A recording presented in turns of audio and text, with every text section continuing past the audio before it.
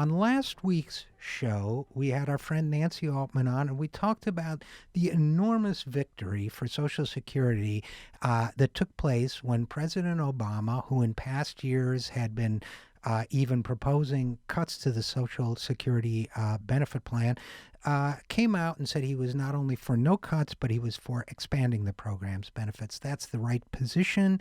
It needs to be done. It needs to be done for everyone, perhaps special consideration for those in need, but every recipient of Social Security should be receiving more. It should be done by lifting the payroll tax cap that now lowers taxes or eliminates them for people who earn let's say their second million or third million or what have you. So yes, that was a great victory. It was also a great victory. It was building on the great victory we had last year when virtually the entire Senate Democratic caucus voted for the same thing in principle, an expansion of Social Security benefits, and the idea that perhaps you could ask the rich to pay their fair share in order to do it. They used to say that was politically impossible. Now it is the Democratic Party position. All of that is great, and we don't take back anything we said last week about it, but this isn't over. And I do want to make that very clear. We're happy for the win. And it does seem like the anti-Social Security contingent is on the run. I wrote about that this week in the Huffington Post and a couple other publications. But I went myself.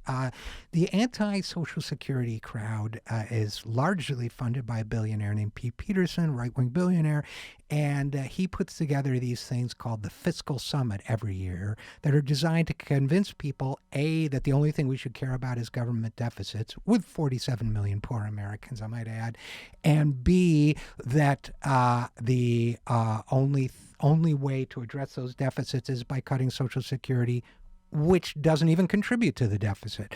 So as you might guess, I don't agree with either of those things.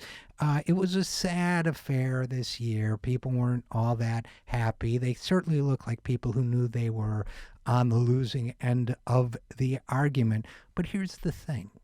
All of the media folks who were presumably hired, they were there, who were getting money from the Pete Peterson crowd to be there. And I'm talking about John Harwood of CNBC and the New York Times. I'm talking about Dana Bash of CNN. I'm talking about Mark Halperin.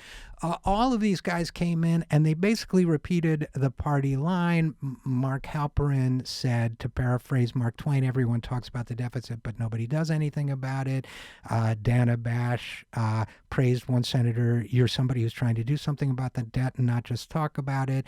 John Harwood, similar. So these media people are still the ones presenting America's economic situation to the American people. They're still in place. That's what we mean when we say corporate media. And there were still a lot of politicians there, Democratic and Republican, willing to kowtow to Pete Peterson and his deficits overall, deficits uber alles, if you will, point of view, when really we have a lot more important and urgent things to worry about. So this isn't over, folks. Stay tuned.